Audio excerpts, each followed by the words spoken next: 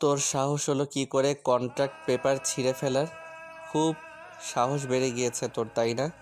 ডানা গজিয়েছে তোর।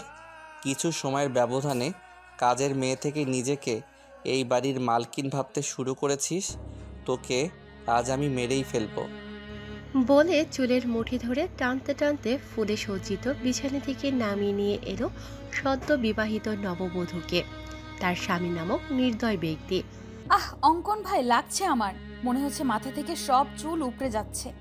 মাথা ব্যথায় টনটন করছে। প্লিজ চুলের মুঠি ছাড়ুন অঙ্কন ভাই। খুব কষ্ট হচ্ছে আমার। দম বন্ধ হয়ে আসছে, বিশ্বাস করুন। আমি কোনো পেপার ছিঁড়িনি। আমি তো জানিও না আমাদের কন্ট্রাক্ট ম্যারেজ হয়েছে। গতকাল রাতে আপনি যখন আমার হাতে পেপার ধরিয়ে দিয়ে বলেছিলেন ঝটপট সাইন করে দিতে, ব্যাস আমি কিছু না পড়েই সাইন করে দিয়েছিলাম। তবে এখন বুঝেছি সেই পেপারটা কোনো সাধারণ পেপার ছিল না, ছিল আমাদের বিয়ের কন্ট্রাক্ট পেপার। যেখানে আমাদের সম্পর্কটাই একটা চুক্তির সম্পর্ক, ভিত্তিহীন, শুধুমাত্র কাগজের একটা সম্পর্ক টিকিয়ে রাখার জন্য আমি কেন কন্ট্রাক্ট পেপার ছিঁড়ে ফেলার দুঃসাহস দেখাতে যাব? দাদিমা যখন আমাকে আপনার রুমে নিয়ে আসে, তখন বড় বাবাকে আপনার রুম থেকে বের হতে দেখেছি আমি। তুই ঠিক কি মিন করছিস অজান্তা? তুই বলতে চাইছিস ড্যাড এই কাজ করেছে? দোহাই আপনার, বিশ্বাস করুন আমার কথা। আমি সত্যিই কিছু করিনি। একদম চুপ।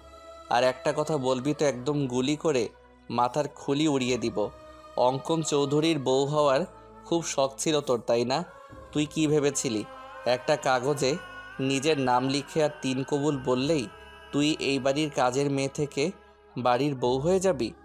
মম ড্যাড সুইটহার্টের মতো আমার উপরও নিজের রাজত্ব দায়ের করতে পারবি?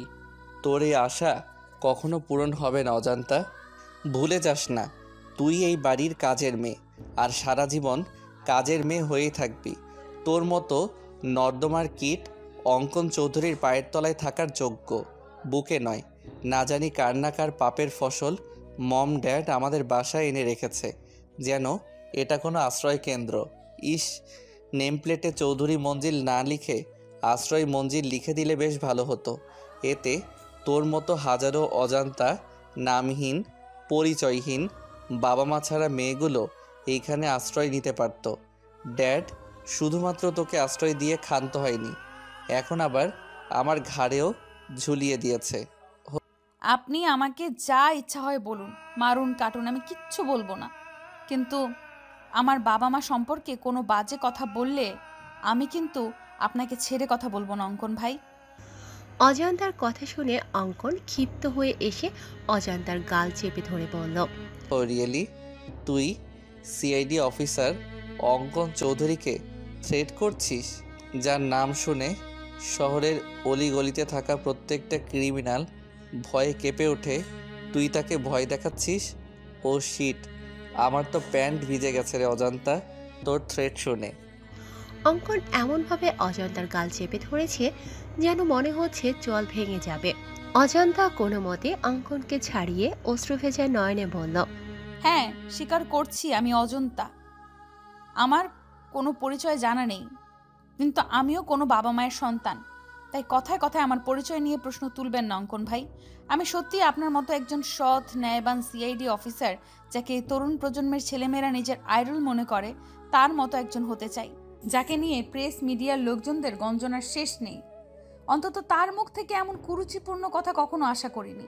তারা হয়তো জানে না, তারা যাকে নিজেদের আইডল মনে করে সে সবার সামনে যতটা ভালো মানুষ, ঠিক ততটাই নোংরা, কুৎসিত, অহংকারে জর্জরিত তার ভেতরটা। বাহ বাহ, তোর দেখে খুব উন্নতি হয়েছে অজান্তা। যে অঙ্কন চৌধুরীকে দেখলে ক্রিমিনালদের মতো তোরও কাঁপাকাঁপি শুরু হয়ে যায়। এতগুলো বছর আমাদের বাড়িতে থাকার পরও যার সম্মুখে দাঁড়িয়ে কথা বলতে পারিসনি, আর আজ তুই তার চোখে চোখ রেখে কথা বলছিস? Really I can't believe this. নাকি তুই নিজেকে আমার বউ ভাবতে শুরু করেছিস?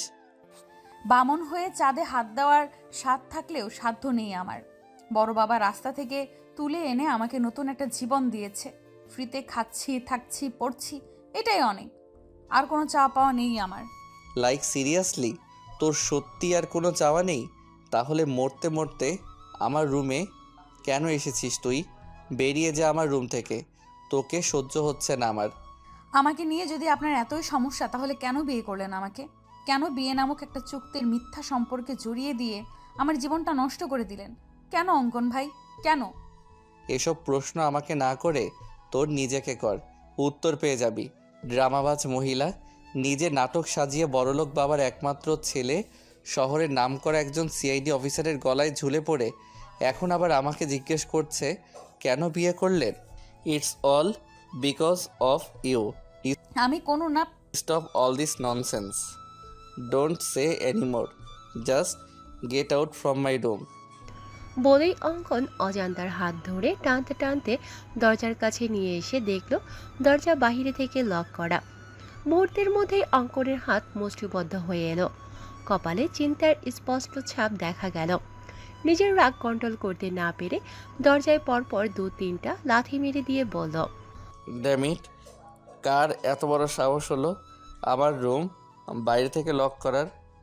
অঙ্কনের কর্মকাণ্ডে আতঙ্ক হয়ে অজান্তা বলল, আপনি দয়া করে শান্ত হন অঙ্কন ভাই। আমি বড় মা বা দাদিমাকে ডাকছি, তারা এসে দরজা খুলে দিলে আমি এক্ষুনি বেরিয়ে যাব রুম থেকে। অজান্তা সবে বড় মাকে ডাক দিতে যাবে তার আগেই অঙ্কন ড্রয়ার থেকে একটা পিস্তল বের করে অজান্তার কপালে ঠেকিয়ে বলল, ভুলেও এই কাজ করতে যাবি না অজান্তা। এই 4 দেয়ালের মধ্যে যা হয়েছে, ভুলেও যদি মম, ড্যাড বা সুইটহার্টের কর্ণপাত হয়ে ট্রাস্ট মি, একদম গুলি করে তোর মাথার খুলি উড়িয়ে দিব। তারা যেন ঘুণাক্ষরেও আমাদের কন্ট্রাক্ট ম্যারেজের বিষয়ে, এমনকি আমাদের মধ্যকার দূরত্ব বুঝতে না পারে। অজান্তা চোখের পানি মুছে ঠোঁটে তাচ্ছিল্যের হাসি ঝুলিয়ে বলল, ড্রামাবাজ আমি না অঙ্কন ভাই, ড্রামাবাজ তো আপনি। নিজেকে কি অমায়িকভাবে প্রেস, মিডিয়া, পরিবারের সদস্যদের কাছে উপস্থাপন করেন, অথচ সামান্য একটা মেয়েকেই সম্মান দিতে জানেন না। আবার বলছেন আপনি যেভাবে সবার সামনে ভালো মানুষ হয়ে থাকার নাটক করেন, ঠিক একইভাবে আমাকেও আপনার পরিবারের সদস্যদের সামনে সুখী কাপলের নাটক করতে। এসব নাটক আপনার সাথে যায় অঙ্কন ভাই, আমার মতো কাজের মেয়ের সাথে না। লিসেন, তোর ওই নন স্টপ বকবক শোনার টাইম বা ইচ্ছা কোনোটাই আমার নেই। তুই বিছানায় বসে আমার বিছানা নোংরা করে দিয়েছিস, এখন ঝটপট বেডশিট চেঞ্জ করে দিয়ে আমার চোখের সামনে থেকে সরে যা। অজান্তা বেডশিট চেঞ্জ করে দিয়ে বলল, আপনি নিজেই তো দেখলেন দরজা বাইরে থেকে লক করা, তাহলে আমি রুমের বাইরে যাব কিভাবে? আর কোথায় বা ঘুমাবো আমি? None of my business. বলে অঙ্কন লাইট অফ করে শুয়ে পড়ল। অজান্তা কি করবে বুঝতে না পেরে ঠাই সেখানে দাঁড়িয়ে রইল। ফজরের আজানের মিষ্টি ধ্বনি কর্ণপাত হতেই তন্দ্রা কেটে যাওয়ার সাথে সাথে আপনা আপনি দর্শনেন্দ্রিয় খুলে যায় অজান্তার। অজান্তার গাত্রে এখনও বিয়ের লাল বেনারসি জড়ানো রয়েছে। বিয়ে বাসরাত নিয়ে প্রত্যেকটা মেয়ের জীবনে নানা রকম জল্পনা কল্পনা থাকে। স্বামী নামক অপরিচিত ব্যক্তির জন্য মনের গহীনে কত শত স্বপ্নের জাল বোনা থাকে। সেরকমটা অজান্তারও ছিল, অথচ তার বাসরাতে স্বামীর বিছানার জায়গাটুকু মিলেনি। তার ব্যালকনিতে রাত্রি যাপন করতে হয়েছে। হয়তো তার ললাটে এমনটাই লেখা ছিল। সারা রাত গরম আর মশার কামড়ে একটুও ঘুম হয়নি অজান্তার। রাতে গহনাগুলো খুলে মেঝেতে রেখেছিল, সেগুলো মেঝে থেকে তুলে অঙ্কনের ড্রেসিং টেবিলের ওপর খুব সতর্কতার সাথে রেখে অজান্তা পা টিপে টিপে ওয়াশরুমে চলে গেল। অজান্তা নামাজ পড়ার জন্য অজু করে এসে দেখে কোথাও জায়নামাজ নেই। পরক্ষণে অজান্তার চোখ পড়ে রাতে উঠিয়ে রাখা বেডশিটের ওপর। জায়নামাজ না পেয়ে অজান্তা বেডশিট বিছিয়ে ফজরের সালাত আদায় করে নেয়। অজান্তা নামাজ শেষ করে অগোছালো রুমটা পরিষ্কার করছে, এমন সময় দরজার বাহির থেকে আঞ্জুম আরা চৌধুরী গলা শুনতে পায়। দরজার অপর প্রান্ত থেকে আঞ্জুম আরা চৌধুরী বলছেন, সরি দাদু ভাই, আমি তোমাদের প্রাইভেসির জন্য বাইরে থেকে দরজা লক করে দিয়েছিলাম, যাতে তোমাদের বাসরাত আরও মধুময় হয়ে ওঠে, দুজন দুজনের মনের গহীনে পৌঁছে যেতে পারো। আই থিঙ্ক এতে তোমাদের উপকার হয়েছে। দরজা লক খুলে দেওয়া হয়েছে, ফ্রেশ হয়ে তাড়াতাড়ি নিচে এসো, সবাই অপেক্ষা করছে নবদম্পতির জন্য। দরজা খোলা পেয়ে অজান্তার নিজের রুমে চলে আসে চেঞ্জ করার জন্য। অজান্তা একটা চুড়িদার নিয়ে ওয়াশরুমে যাবে, এমন সময় নাতাশা চৌধুরী এসে বলল, অজান্তা, তুই এই রুমে কেন? তুই জানিস না বিয়ে হবার সাথে সাথে পরের ঘর নিজের ঘর হয়ে যায়? গতকাল থেকে বাবুর রুম তোরও রুম হয়ে গেছে। এখন থেকে তুই বাবুর রুমে থাকবি।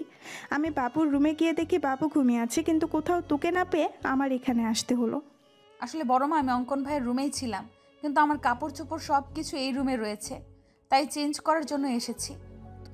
আমি এক্ষুনি শাড়ি চেঞ্জ করে চুড়িদার পরিধান করে আসছি। তোকে শাড়িতে অনেক সুন্দর লাগছে অজান্তা, আমি তোর জন্য শাড়ি নিয়ে এসেছি। এখন কথা না বাড়িয়ে তাড়াতাড়ি শাওয়ার নিয়ে এই শাড়ি আর গতকাল তোর বড় বাবা যে গহনাগুলো তোকে দিয়েছে সেগুলো পরে নিচে আয়। ঠিক আছে বড় মা, তবে তোমার অসুস্থ শরীর, তুমি আবার কিচেনে যেও না কিন্তু। আমি চেঞ্জ করে এসে সবার জন্য নাস্তা রেডি করছি। তাছাড়া বেলি তো আছেই, ও আমাকে হাতে হাতে সাহায্য করবে। তুমি একদম আগুনের কাছে যাবে না বড় মা। নাতাশা চৌধুরী অজান্তাকে নিজের বুকে টেনে নিয়ে বলল, পাগলি মেয়েটা কত ভাবে আমার জন্য, এজন্যই আমি আর ইমতিয়াজ তোকে সারা জীবন আমাদের সংসারে রাখার লোভ সামলাতে পারিনি। এখন যা তো, ঝটপট রেডি হয়ে নিচে আয়। নাতাশা চৌধুরী বেরিয়ে গেল। অজান্তা তার দেওয়া প্যাকেট খুলে দেখে একটা কালো আর ব্লু কালারের জামদানি, দুইটা শাড়ি রয়েছে, তার সাথে প্রয়োজনীয় সব কিছু। অজান্তার দেরি না করে তাড়াতাড়ি রেডি হয়ে নিচে যাবে। এমন সময় মনে পড়ে বড় মা তো গহনা নিতে বলেছিল, কিন্তু আমি তো ভুলক্রমে গহনাগুলো অঙ্কন ভাইয়ার রুমে রেখে এসেছি। এখন তার রুমে গেলে যদি আবার রাতের মতো বকাঝকা করে, যদি বন্দুক নিয়ে তেড়ে এসে তার বিখ্যাত ডায়লগ দিয়ে বলে, অজান্তা তুই আবার আমার রুমে এসেছিস কেন, এক্ষুনি বের হয়ে যা আমার রুম থেকে, অন্যথায় একদম গুলি করে তোর মাথার খুলি উড়িয়ে দেব, তখন কি জবাব দেব আমি? পরক্ষণেই মনে হলো এই টাইমে অঙ্কন ভাই জগিং করতে বের হয়, নিশ্চয় আজও তার ব্যতিক্রম হয়নি। আমি নিশ্চিন্তে গিয়ে আমার গহনাগুলো নিয়ে আসতে পারবো। এক বুক আশার সঞ্চার করে অজান্তা অঙ্কনের রুমের দিকে পা বাড়ালো। ফোন ভাইব্রেটের শব্দে ঘুম ভেঙে গেল অঙ্কনের। অঙ্কন তড়িঘড়ি করে উঠে ফোনের দিকে চোখ পড়তেই বলল, ও শিট, আমার জগিংয়ের সময় পার হয়ে যাচ্ছে আর আমি ঠিকই পাইনি। সব হয়েছে ওই ড্রামাবাজ মেয়েটার জন্য। ওর জন্যেই অনেক রাত পর্যন্ত জেগে থাকতে হয়েছে, যার কারণে আজ আমার জগিং মিস হয়ে গেল। অঙ্কন অজান্তাকে হাজারটা বকা দিতে দিতে ফ্রেশ হওয়ার জন্য ওয়াশরুমে প্রবেশ করতেই শ্যাম্পু বা সাবান জাতীয় কিছুর উপর স্লিপ হয়ে ঠাস করে মেঝেতে পড়ে যাওয়ার ফলস্বরূপ অনেকটা ভিজে যাওয়ার সাথে সাথে কোমরেও বেশ চোট পায়। বিরক্তিতে অঙ্কন মুখ থেকে জ জাতীয় শব্দ বের করে বলল, আমি স্পষ্ট বুঝতে পারছি আমার ওয়াশরুমে কেউ এসেছিল, কিন্তু কে হতে পারে? আমার অনুমতি ব্যতীত কারো সাহস হবে না আমার রুমে প্রবেশ করার। ও মাই গড, তার মানে ওই ড্রামাবাজ নোংরা মেয়েটা আমার ওয়াশরুমেও চলে এসেছে। তোর সাহস দেখে আমি অবাক হয়ে যাচ্ছি অজান্তা, এর জন্য তোর কঠিন শাস্তি ভোগ করতে হবে। I will teach you a good lesson, mind it. একে তো তোর জন্য আজকে জগিং করতে যেতে পারিনি, এখন আবার কোমরে ব্যথা পেতে হলো, আবার ভিজেও গিয়েছি। এখন তো শাওয়ার না নিয়ে বেরো হতে পারবো না, কিন্তু টাওয়েল তো আনিনি। অঙ্কন তাওয়াল নিতে আসবে এমন সময় রুম থেকে কারো পায়ের শব্দ শুনতে পেল। অঙ্কন ভাবছে নিশ্চয়ই সুইটহার্ট এসেছে। সে ওয়াশরুম থেকে হাঁক ছেড়ে বলল, সুইটহার্ট মাই ডার্লিং, আমার টাওয়েলটা একটু দিয়ে যাও তো। অজান্তা ভেবেছিল অঙ্কন ভাই নিশ্চয়ই রুমে থাকবে না। এই আশায় তার গহনাগুলো নেয়ার উদ্দেশ্যে অঙ্কনের রুমে এসে হাজির হয়েছিল, কিন্তু ওয়াশরুম থেকে তীব্র আওয়াজ শুনে বুঝতে পারে তার ধারণা ভুল। সে হাড়ে হাড়ে টের পাচ্ছে, যেখানে বাঘের ভয় সেখানেই সন্দেহ হয়। এই প্রবাদটার মানে অজান্তা তড়িঘড়ি করে গহনাগুলো নিয়ে রুম থেকে বের হতে যাবে, তার আগে আবারও শুনতে পায়, সুইটহার্ট, কোথায় গেলে তুমি? দাও না আমার টাওয়েলটা। আমার কিন্তু শুধুমাত্র একটা হাফ প্যান্ট পরা। তুমি কি চাচ্ছ আমি হাফ প্যান্ট পরে তোমার সামনে আসি? তুমি টাওয়েল না দিলে আমি সত্যি সত্যি এই অবস্থায় তোমার সামনে চলে আসব। অজান্তা এদিক সেদিক তাকিয়ে বলল, দূর, কি মুসিবতে পড়ে গেলাম। এখন কি করব আমি? আমার কি তাকে সাহায্য করা উচিত? তাছাড়া অঙ্কন ভাই মনে করেছে রুমে তার সুইটহার্ট এসেছে, তাই আমি যদি টাওয়াল দিয়ে আসি তাহলে সে ভাববে সুইটহার্টই দিয়েছে। অজান্তা আকাশ কুসুম চিন্তা করে তাওয়াল নিয়ে দরজায় নক করল। অঙ্কনের মাথায় দুষ্টু বুদ্ধি চেপে বসে। অঙ্কন মুচকি হেসে বলে, সকাল সকাল সুইটহার্টের প্রেমের বইটা খুলে দিয়ে তাকে প্রেমের অতল সাগরে ভাসিয়ে নিয়ে গেলে কেমন হবে ব্যাপারটা? নিশ্চয়ই খুব বকা দিবে আমাকে, আমার কান মলে দিবে। দিক না, আমিও তো এমনটাই চাই। আমি আবারও সুইটহার্টের আগের মতো শাসন, আদর, ভালোবাসা পেতে চাই। বড্ড মিস করি শাসনগুলো। সে আদর, ভালোবাসা, শাসন পেতে আমাকে যদি এতটুকু দুষ্টুমি করতে হয়, করব আমি। অজান্তা ভেতর থেকে অঙ্কনের কোনো রেসপন্স না পেয়ে আবারও দরজায় নক করার সাথে সাথে অঙ্কন হ্যাসকা টানে তাকে ওয়াশরুমে নিয়ে যেতে দুজনে ব্যালেন্স হারিয়ে শাওয়ারের নিচে পড়ে যায়। অজান্তা ভেতর থেকে অঙ্কনের কোনো রেসপন্স না পেয়ে আবারও দরজায় নক করার সাথে সাথে অঙ্কন হ্যাসকা টানে তাকে ওয়াশরুমে নিয়ে যেতেই দুজনে ব্যালেন্স হারিয়ে শাওয়ারের নিচে পড়ে যায়। শাওয়ারের নিচে পড়ে দুজনেই কাক ভেজা হয়ে গিয়েছে। অঙ্কন অজান্তার দিকে তাকিয়ে ভাবছে, শুনেছি বাঙালি মেয়েদের নাকি বিয়ের পরে সৌন্দর্য শতগুণ বেড়ে যায়। অজান্তার ক্ষেত্রেও তাই হয়েছে। হয়তো হয়েছে আজকে সম্পূর্ণ অন্যরকম লাগছে, মনে হচ্ছে নতুন কোনো অজান্তাকে দেখছে। কিন্তু কেন? তখনই অঙ্কনের চোখ যায় অজান্তার নোজপিনের দিকে। অঙ্কন বুঝতে পারে অজান্তার সৌন্দর্যের বৃদ্ধির কারণ তার নোজপিন, যা এতদিন তার নাকে ছিল না। হঠাৎ করে নাকফুল পড়েছে, যার কারণে তাকে সম্পূর্ণ অন্যরকম লাগছে। পরক্ষণে অঙ্কন কি হচ্ছে বুঝতে পেরে তড়িঘড়ি করে অজান্তার ওপর থেকে উঠে অজান্তাকে বলল, হাউ ডেয়ার ইউ! তোর সাহস হলো কি করে পারমিশন ছাড়া আমার রুমে প্রবেশ করার? নাকি আমার হাতে মরার স্বাদ জেগেছে তোর? দিব নাকি গুলি করে মাথার খুলি উড়িয়ে? অজান্তা মনে মনে বলল, দাদিমা সব সময় একটা কথা বলে, নরম মাটিতে নাকি কেঁচো লাগে বেশি। তাই আমি যত অঙ্কন ভাইয়ের সামনে দুর্বলতা প্রকাশ করব, অঙ্কন ভাই তত আমাকে আঘাত করবে, অপমান করবে, যেমনটা গতকাল রাতে করেছিল। অজান্তা নিজেকে সংযত করে বলল, আমি ইচ্ছে করে এসেছি নাকি? আপনি নিজেই বারবার টাওয়াল চাচ্ছিলেন, তাই বাধ্য হয়ে আমার আসতে হয়েছে। তুই কি সুইটহার্ট? আমি সুইটহার্টকে টাওয়েল দেওয়ার জন্য ডেকেছি, তোকে নয়। আমি তো আপনার উপকার করতে এসেছিলাম, কিন্তু আপনি যে আমার হাত ধরে টেনে ভেতরে নিয়ে আসলেন, আমাকে ভিজিয়ে দিলেন, এই বেলায় কিছুই না। আর আমি কিছু বলতে গেলেই আপনার সেই চিরচেনা এক ডায়লগ দিবেন, একদম গুলি করে মাথার খুলি উড়িয়ে দিব। বলি কি, এ পর্যন্ত কয়টা মানুষের গুলি করে মাথার খুলি উড়িয়ে দিয়েছেন? তোর সাহস দেখে সত্যি আমি অনেক অবাক হয়ে যাচ্ছি। এক রাতের ব্যবধানে মুখে খই ফুটতে শুরু হয়ে গিয়েছে। রাতেও তোর চোখে মুখে আমি ভয়ের স্পষ্ট ছাপ দেখতে পেয়েছি, বাট এখন সেই ভয়ের ছাপ নেই। এক রাতেই এত চেঞ্জ? আপনি বাঘ না ভাল্লুক যে আপনাকে ভয় পেতে হবে?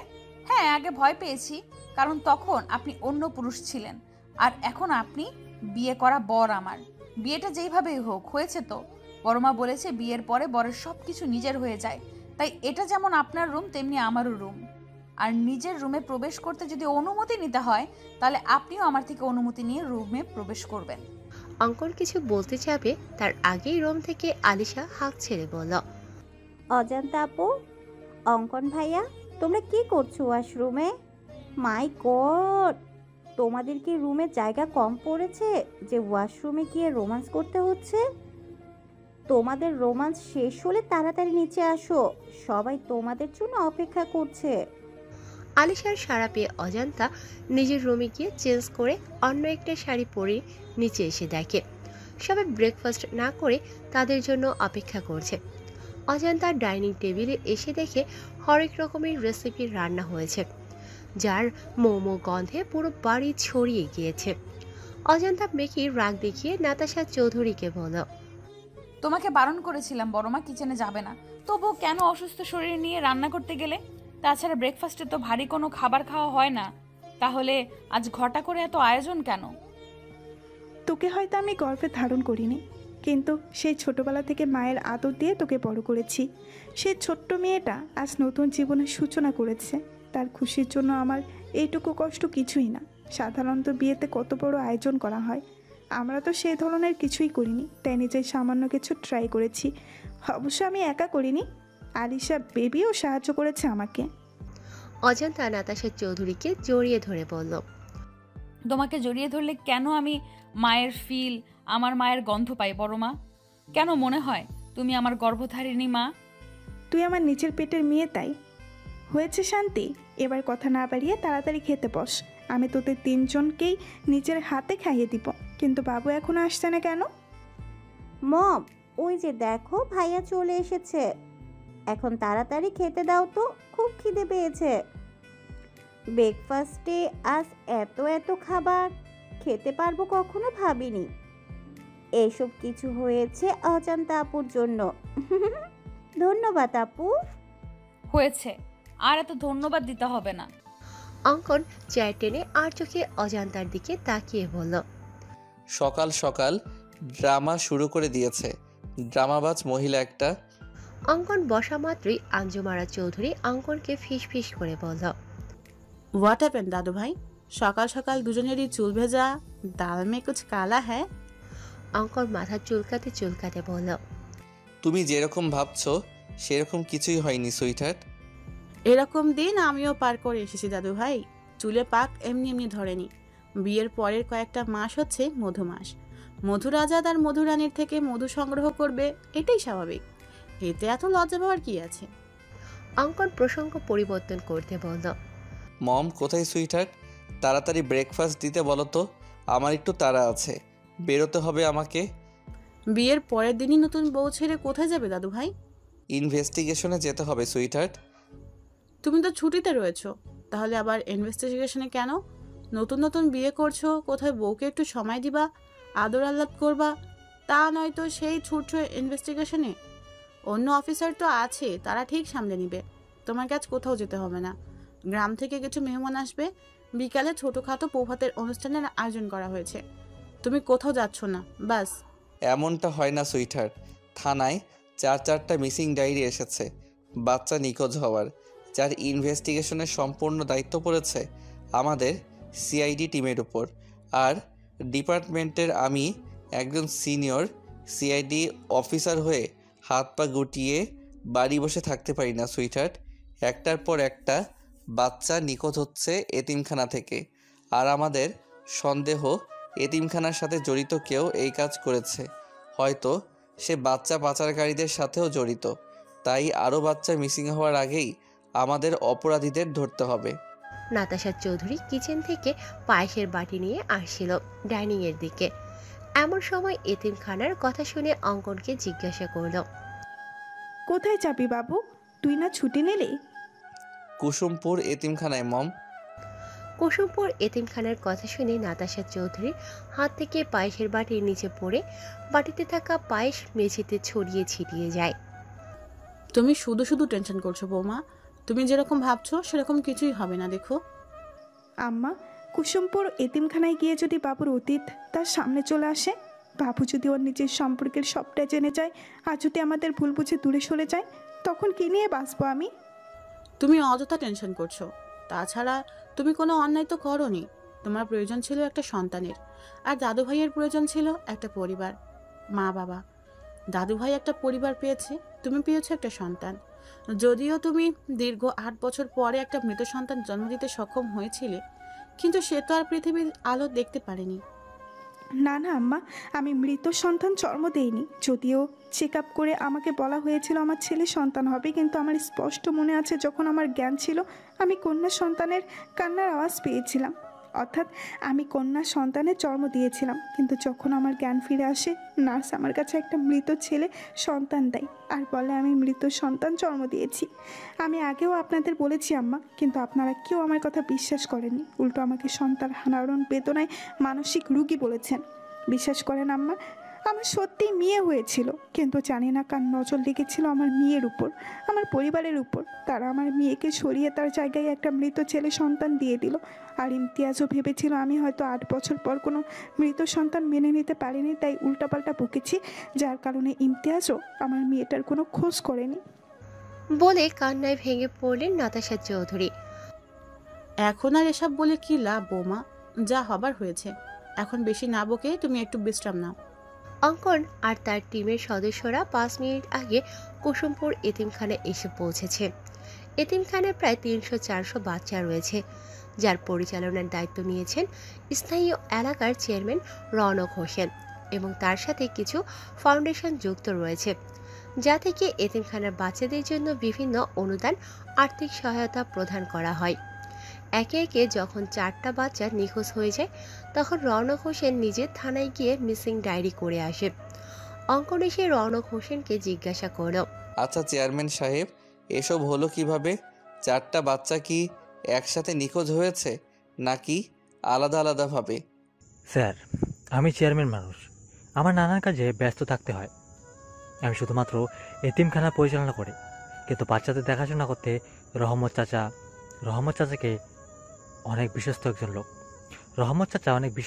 লোক। অনেক আগে থেকে এখানে রয়েছে, অর্থাৎ আমার আগে এতিমখানা পরিচালনা করতো আমার বাবা। রহমত চাচা তখন থেকেই এখানে রয়েছে। 2 দিন আগে রহমত চাচা আমাকে ফোন করে বলে যে রাব্বি নামের একটা ছেলেকে অনেকক্ষণ যাবৎ দেখতে পাচ্ছে না। পরে নাকি বেলা জানায় সকাল 10টা নাগাদ রাব্বির দুঃসম্পর্কের কোনো মামা এসে রাব্বিকে নিয়ে গিয়েছে, তবে বিকালের মধ্যে এসে রাব্বিকে আবার দিয়ে যাবে। কিন্তু রাব্বি আর ফিরে আসেনি। বিকাল করে সন্ধ্যা হয়ে যায়, কিন্তু আর যখন সবাই রাব্বিকে খুঁজতে ব্যস্ত হয়ে পড়ে তখন আলিফ নামের ছেলেটা নিখোঁজ হয়ে যায়। 1 মিনিট চেয়ারম্যান সাহেব, এই বেলাকে? অঙ্কনের কথা শুনে পাশ থেকে একটা মধ্যবয়সী মহিলা বলে উঠল, আমি করছি সাহেব। এই বেলা 1 নাম্বারের কুটনি বেডি। একজনের কথা অন্যজনের কাছে লাগানোর কাজ। বেয়াদব একটা মহিলা। ওর মধ্যে কোনো শিক্ষে দিক্ষে নাই, আছে খালি কুটনামি ওনার গুণ।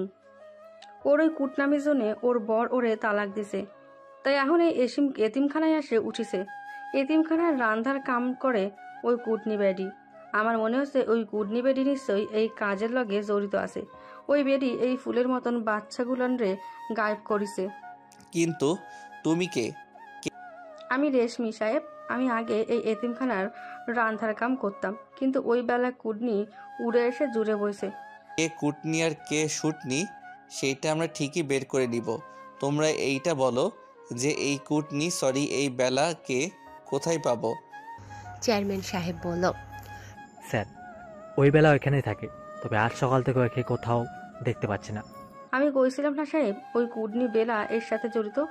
আপনারা আসবেন জানতে পারে হয়তো কোন হানে ঘামটি মেরে বসে আছে। আপনি খালি একবার আমারে হুকুম দেন সাহেব, আমি ওই কুটনির চুলের মুঠি ধরে টাইনে নিয়ে আসবানি। তাহলে তো তুমি নিশ্চয়ই জানো বেলা কোথায় গিয়েছে। এখন ঝটপট বলে দাও বেলা কোথায়। রেশমি আমতা আমতা করে বলল, না না সাহেব, আমি কিছু জানি না। ওই রাগের বশে এত কিছু করে ফেলেছি সাহেব। বুঝতে পেরেছি, বেলার প্রতি অনেক ক্ষোভ জমে আছে তোমার। আমারে চোর অপবাদ দিয়ে বেলা আমার জায়গা দখল করেছে সাহেব। ক্ষোভ তো থাকারই কথাই, তবে আমি সত্যিই জানি না এই বেলা কুটনি কনে গিয়ে মরিছে। ঠিক আছে, সমস্যা নেই, আমরা ঠিক জেনে নিব। রেশমি ফিস ফিস করে বলল, ওই বেলা কুটনি যেই হানেই যাক ওর মুখে যেন ঠাডা পড়ে, ওরা যেন কাল নাগিনী সবল দিয়ে মারে, শয়তান বেটি। রেশমি যদিও ফিস ফিস করে কথাগুলো বলেছেন, তবুও অঙ্কনের কান পর্যন্ত ঠিক পৌঁছে গেছে। অঙ্কন মুস্কি হেসে রেশমির ভাষা ফলো করে বলল, বেডি মাইনসের শত্রু। আজ বিকেলে ছোটখাটো বৌভাতের অনুষ্ঠানের আয়োজন করার কথা ছিল, কিন্তু অঙ্কন না থাকায় অনুষ্ঠান ক্যান্সেল করা হয়েছে। অজান্তা অঙ্কনের ব্যালকনিতে দাঁড়িয়ে রয়েছে। এমন সময় দেখে বেলি তার সমস্ত জিনিসপত্র অঙ্কনের রুমে নিয়ে এসেছে, যা দেখে অজান্তা অনেকটা অবাক হয়ে জিজ্ঞেস করল, এ কি বেলি, তুমি আমার সব জিনিসপত্র অঙ্কন ভাইয়ের রুমে নিয়ে এসেছো কেন? আমি বলেছি। পাশ থেকে নাতাশা চৌধুরী বললেন, এখন থেকে তোর সব কিছু এখানেই থাকবে। নে, তোর কাপড় চোপড় আলমারিতে গুছিয়ে রাখ। বড়মা, কি হয়েছে তোমার? তোমাকে এমন লাগছে কেন? চোখ ফোলা, নাক লাল হয়ে আছে, নিশ্চয়ই অনেক কান্না করছো। কিন্তু কেন বড়মা? তোমাকে মাঝে মাঝে দেখি লুকিয়ে লুকিয়ে কান্না করো। কিসের এত কষ্ট তোমার বড়মা? বলো না বড়মা। তোমার কষ্টে আমার ভালো লাগে না, আমার কলেজে ছিঁড়ে বেরিয়ে আসতে চায়। বলো না বড়মা, কি হয়েছে তোমার? নাতাশা চৌধুরী কোনো কথার উত্তর না দিয়ে চুপচাপ রুম থেকে বেরিয়ে আসে। অজান্তা চোখের পানি মুছে তার কাপড় চোপড় আলমারিতে গুছিয়ে রাখছে। এমন সময় একটা ছবির দিকে চোখ পড়তে থমকে যায় অজান্তা। অজান্তা ছবিটা হাতে নিয়ে বলে, আরে এইটা তো আমার নিজেরই ছবি। অজান্তা ভালো করে লক্ষ্য করে দেখে শুধু একটা না, হাজারটা ছবি, যেগুলো দেখে বোঝা যাচ্ছে ছবিগুলো লুকিয়ে তোলা হয়েছে। অজান্তা ভাবছে, অঙ্কন ভাইয়ের আলমারিতে আমার ছবি, তাও আবার লুকিয়ে রাখা হয়েছে। কিন্তু কেন? অঙ্কন ভাই তোমার নিজের ছেলে না। তার সাথে তোমার রক্তের কোনো সম্পর্ক নেই, তাই না বড় মা? কিসব আবল তাবল বকছিস অজান্তা? বাবু আমার নিজের ছেলে, তোকে এসব কথা কে বলছে? এই কাগজটা জানো এটা কিসের কাগজ? জন্ম নিবন্ধনের কাগজ, যেখানে অঙ্কন ভাইয়ের নামের জায়গায় অঙ্কন চৌধুরী নয়, অঙ্কন তালুকদার দেওয়া। আর বাবা তুহিন তালুকদার আর মা নাজমা তালুকদার। আজ যখন তুমি আর দাদিমা গল্প করছিলে তখন সবটা শুনেছি আমি। তখনই আমার মনে সন্দেহ জাগে। আর এই লকারের সমস্ত জিনিস অঙ্কন ভাইয়ের, সেটা আমি আগে থেকেই জানতাম। তাই তুমি যখন ঘুমিয়েছিলে আমি লুকিয়ে তোমার থেকে চাবি নিয়ে এই তালাবদ্ধ ঘরে এসেছিলাম। ব্যাস, এইখানে এসে দুধ কা দুধ পানি কা পানি হয়ে গেল। আমার সমস্ত সন্দেহ দূর হয়ে গেল। এরপরও তুমি নিশ্চয়ই বলবে না যে অঙ্কন ভাই তোমার নিজের ছেলে?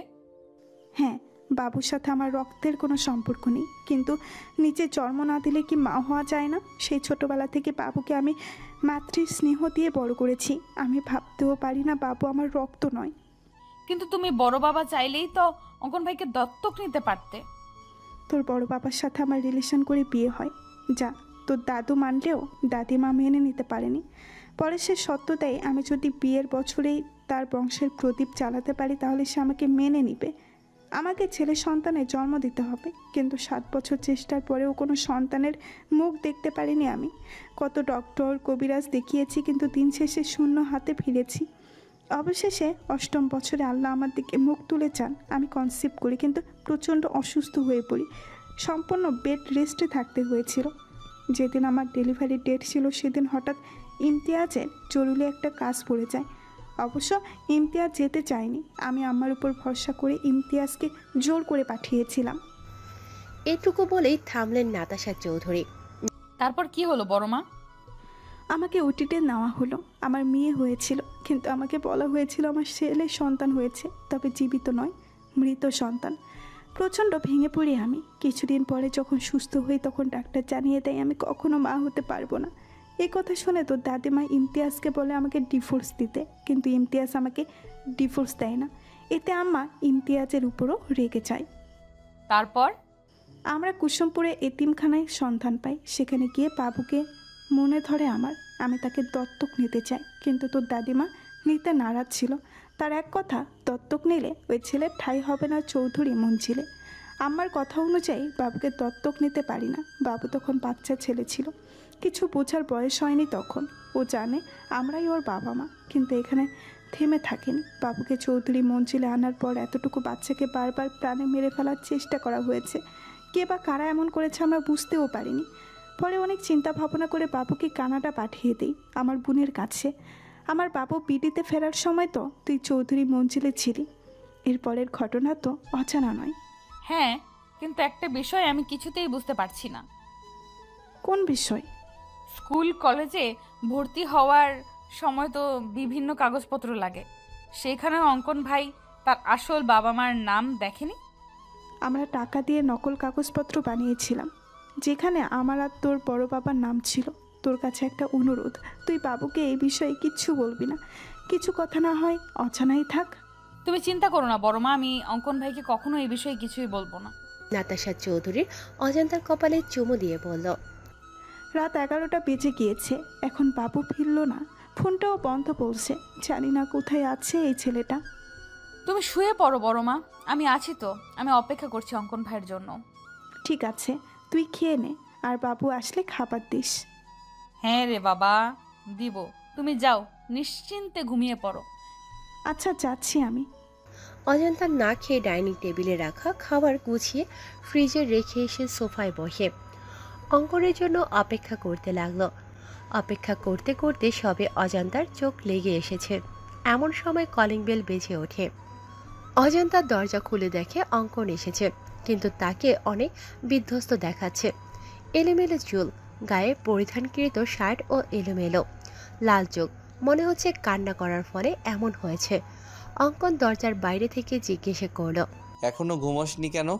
ছি ছি ছি, অঙ্কন ভাই আপনি সিগারেট খেয়েছেন? এতটা অধপতন ঘটেছে আপনার? মাই লাইফ মাই রুলস, আমার যা খুশি তাই করব। তোর কোনো প্রবলেম আছে? আর তোর প্রবলেম থাকলেও আমার কিছু যায় আসে না। বলে অজান্তাকে ধাক্কা দিয়ে সরিয়ে নিজের রুমে চলে যায় অঙ্কন। অজান্তা দরজা বন্ধ করে দিয়ে কিচেনে গিয়ে 1 গ্লাস ঠান্ডা শরবত করে নিয়ে আসে অঙ্কনের জন্য। কিন্তু রুমে এসে দেখে অঙ্কন রুমে নেই। তিনি ব্যালকনিতে দাঁড়িয়ে দাঁড়িয়ে মনে সুখে সিগারেটের ধোঁয়া ওড়াচ্ছেন। অজান্তা সোজা গিয়ে অঙ্কনের ঠোঁট থেকে সিগারেট টান দিয়ে নিচে ফেলে দিয়ে বলে, কি সমস্যা আপনার? তো কোথায় থাকবে? তোর সব জিনিসপত্র আমার রুমে কেন? আপনি হয়তো জানেন না, কিন্তু আমি ঠিকই জানি। বরের জিনিসপত্র যেখানেই থাকবে, বউয়ের জিনিসপত্র সেখানেই থাকবে। এটাই স্বাভাবিক, তাই না?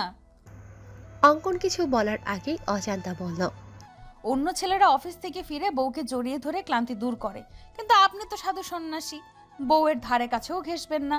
তাই আপনার জন্য ঠান্ডা শরবত করে এনেছি, নিন নিন, শরবত পান করে ক্লান্তি দূর করুন। I don't know, no need. অবশ্যই প্রয়োজন আছে। তুই কিন্তু একটু বেশি বকছিস অজান্তা।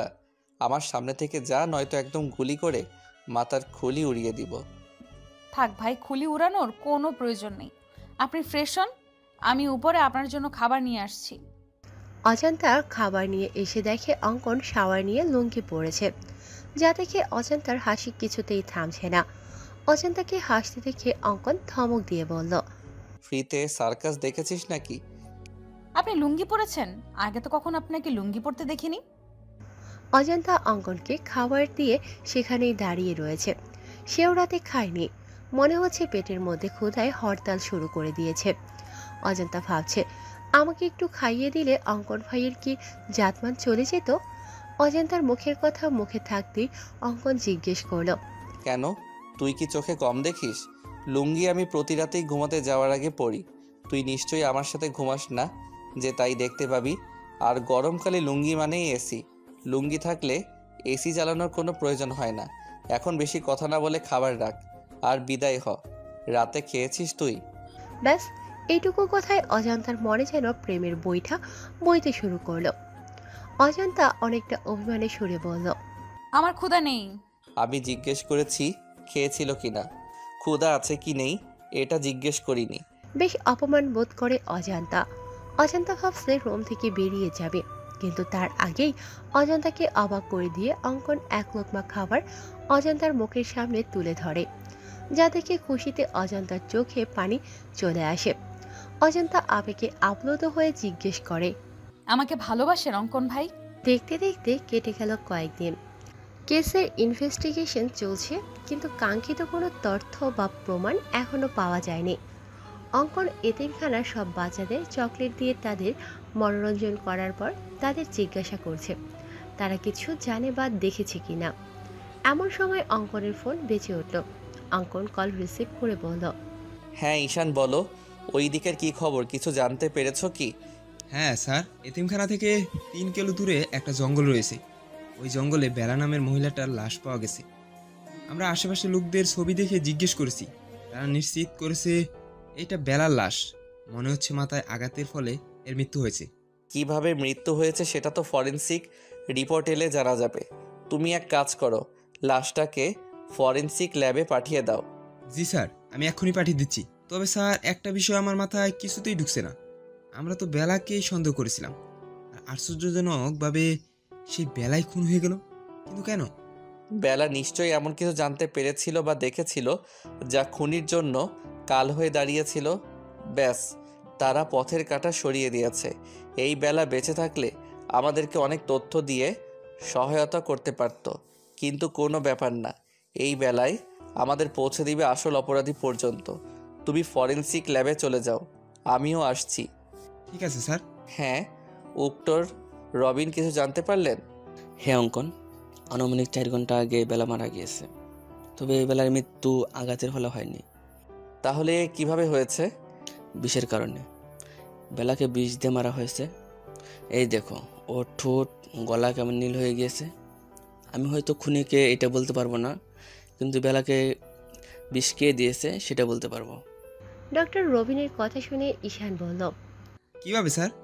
এই যে এই পানির বোতলটা, যেটা বেলার লাশের কাছে পড়েছিল, আমি এই বোতলে দুজনের ফিঙ্গারপ্রিন্ট পেয়েছি। যার একটা বেলার ফিঙ্গারপ্রিন্টের সাথে ম্যাচ করছে, আরেকটা ফিঙ্গারপ্রিন্ট হচ্ছে সেই ব্যক্তি যে বেলাকে এই বিষ দেওয়া পানি খেতে দিয়েছিল। অঙ্কন বলল, এবার আমার কাছে বিষয়টা একদম পানির মতো পরিষ্কার হয়ে গেল। মানে কেউ বেলাকে জঙ্গলে ডাকে, এরপর বেলা যখন জঙ্গলে যায় তখন কেউ বেলাকে পেছন থেকে মাথায় ভারী কিছু দিয়ে বাজেভাবে আঘাত করে। বেলা মৃত্যু যন্ত্রণায় ছটফট করতে থাকে। তার পানির তেষ্টা পায়। শেষবারের মতো হয়তো পানি খেতে চেয়েছিল। আর তখনই কেউ বেলাকে এই বিষ মিশ্রিত পানির বোতল দেয়, আর যার ফলে বেলার মৃত্যু ঘটে। একদম ঠিক বলেছ অঙ্কন, বেলার সাথে এমনটাই হয়েছে। ফিঙ্গারপ্রিন্ট যখন পাওয়া গিয়েছে, খুনিকেও খুব সহজে আমরা ধরে ফেলব। কাল সকালে আবারও আমাদের কুসুমপুর এতিমখানায় যেতে হবে। ওই এতিমখানাতেই লুকিয়ে রয়েছে সব রহস্যের সমাধান। অফিসের কাজ শেষ করে বাড়ি ফেরার সময় অঙ্কন দেখলো একজন ঝালমুড়ি বিক্রেতা ঝালমুড়ি বিক্রি করছে। অঙ্কন ভাবলো ড্রামাবাজ মেয়েটা ঝালমুড়ি খুব পছন্দ করে। ঝালমুড়ি পেলে যেন দিন দুনিয়া সব ভুলে যায়। কি সব অখাদ্য গিলে মেয়েটা! সব অখাদ্য খাওয়ার ফলে শরীরের এই অবস্থা। মনে মনে অজান্তাকে 1000টা বকা দিয়ে অঙ্কন 100 টাকার ঝালমুড়ি নিয়ে বাইকের স্পিড বাড়িয়ে দিয়ে তাড়াতাড়ি বাড়ি পৌঁছালো। অঙ্কন ভেবেছিল হয়তো অজান্তা তার ফেরা অবধি অপেক্ষা করবে, কিন্তু কলিং বেল পেয়ে দরজা খুলে দিল নাতাশা চৌধুরী। যা দেখে অঙ্কন বলল, মম, তুমি এখনো জেগে রয়েছো কেন? জেগে না থাকলে দরজা খুলে দিত কে শুনি? কেন, তোমার আদরের মেয়ে অজান্তা কোথায়? অজান্তা বলল যে ওর নাকি শরীর খারাপ লাগছে, তাই আমি ওকে রুমে পাঠিয়ে দিয়েছি। অঙ্কন বলল, শরীর খারাপ টারাপ কিছু না, সব ওর ড্রামা। মানে কি বলতে চাইছিস বাবু? কিছু না মম। ঠিক আছে, ফ্রেশ হয়ে আয়, আমি খাবার দিচ্ছি। ঠিক আছে মম। অঙ্কন রুমে এসে দেখলো অজান্তা ব্যালকনিতে বিছানা করেছে। হঠাৎ অঙ্কনের দিকে চোখ পড়া মাত্রই এক হাত ঘোমটা টেনে দিল। যা দেখে অঙ্কন মুচকি হেসে বলল, বাব্বা, মহারানীর রাগ এখনো কমেনি? অঙ্কন ব্যালকনিতে গিয়ে বলল, কি মজার ঝালমুড়ি রে অজান্তা! আমার জীবনেও এমন মজার ঝালমুড়ি আমি খাইনি। আজ রাতে ঝালমুড়ি দিয়েই ডিনারের কাজ সম্পন্ন করব। ঝালমুড়ির কথা শুনে অজান্তার জিহ্বা লক লক করছে। এমনিতেই ঝালমুড়ি তার খুব পছন্দের। অজান্তা সামান্য একটু ঘোমটা সরিয়ে দেখল অঙ্কন সত্যি সত্যি ঝালমুড়ি খাচ্ছে। অজান্তার মন চাচ্ছে ছো মেরে অঙ্কনের হাত থেকে ঝালমুড়ি নিয়ে খাওয়া শুরু করতে, কিন্তু না, সে এতটাও নির্লজ্জ নয়। মুহূর্তের মধ্যেই অজান্তার চোখ ভিজে এলো। মনে পড়ে গেল সেদিন রাতের ঘটনা। অজান্তা যখন আবেগে আপ্লুত হয়ে অঙ্কনকে জিজ্ঞেস করেছিল, আমাকে ভালোবাসেন অঙ্কন ভাই? উত্তরে অঙ্কন ভাতের লোকমাটা অজান্তার মুখের সামনে থেকে নিয়ে নিচে খেয়ে ফেলে বলল, সামান্য এক লোকমা ভাত খাইয়ে দিতে চেয়েছি আর ভেবেছিস আমি তোকে ভালোবাসি? থাক, প্রয়োজন নেই তোকে খাইয়ে দেওয়া। এবার নিশ্চয়ই তোর প্রশ্নের উত্তর পেয়ে গেছিস। না, উত্তর পাইনি। আমি আপনাকে জিজ্ঞেস করেছি ভালোবাসেন কিনা, ইয়েস অর নো।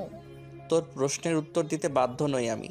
এই মুহূর্তে তোর মুখও দেখতে ইচ্ছে হচ্ছে না আমার। সরে যা আমার সামনে থেকে।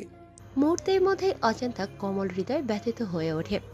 অজান্তা টলমলে চোখে বলল, ঠিক আছে, দেখতে হবে না আমার মুখ আপনাকে।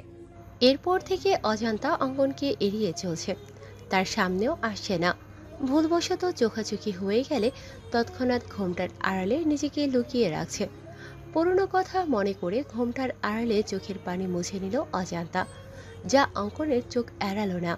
অঙ্কন অজান্তাকে শুনিয়ে শুনিয়ে বলল, কেউ তো আর ঝালমুড়ি খাচ্ছে না, কি আর করার, আমি নিজেই সবটা খেয়ে ফেলি। অঙ্কনের কথা শুনে অজান্তা সমস্ত লজ্জা ভুলে সো মেরে অঙ্কনের হাত থেকে ঝালমুড়ি নিয়ে দিল এক দৌড়, যা দেখে অঙ্কন হো হো করে হেসে উঠল। রাত 11টা। অজান্তা ঘুমানোর জন্য ব্যালকনিতে বিছানা ঠিকঠাক করে ঘুমানোর প্রস্তুতি নিচ্ছে। এমন সময় অঙ্কন ব্যালকনিতে উপস্থিত হয়। অঙ্কনকে দেখা মাত্র হায় আল্লাহ বলে অজান্তা মাথায় ঘোমটা টেনে নিজেকে আড়াল করে নেয়। অঙ্কন বিরক্তিতে মুখ থেকে চ জাতীয় শব্দ বের করে বলল, ড্রামাবাজ মহিলা, দয়া করে তোর ড্রামা বন্ধ কর। এমন ভাব করছিস যেন তোর সামনে স্বয়ং তোর ভাসুর এসেছে, তাকে দেখে নিজেকে ঘোমটার আড়ালে নিয়ে গিয়েছিস।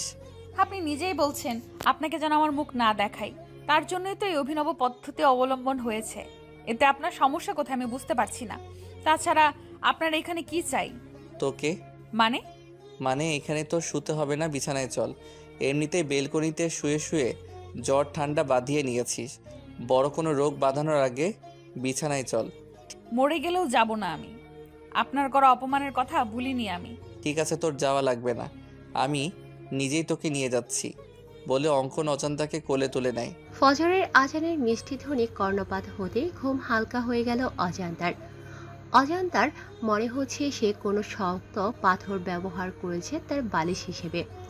পরক্ষণে অজান্তা বুঝতে পারে তার বালিশ হিসেবে ব্যবহৃত জিনিসটা কোনো পাথর নয়, স্বয়ং তার বর সিআইডি অফিসার অঙ্কন চৌধুরীর বুক। তখনই অজান্তার মনে পড়ে যায় রাতের ঘটনা। অজান্তা বিছানায় আসবে না বলতেই অঙ্কন তাকে কোলে তুলে নেয়। অজান্তা অঙ্কনের কোল থেকে নামার জন্য ছটফট করলে অঙ্কন ফট করে অজান্তার কপালে চুমু দিয়ে দেয়। ব্যাস, অজান্তার সারা শরীরে বিদ্যুৎ গতিতে শিহরণ বয়ে যায়। মুহূর্তের মধ্যেই সে যেন কাঠের পুতুলে পরিণত হয়ে যায়। একদম বিড়াল ছানার মতো অঙ্কনের বুকে লেপ্টে পড়ে থাকে অজান্তা।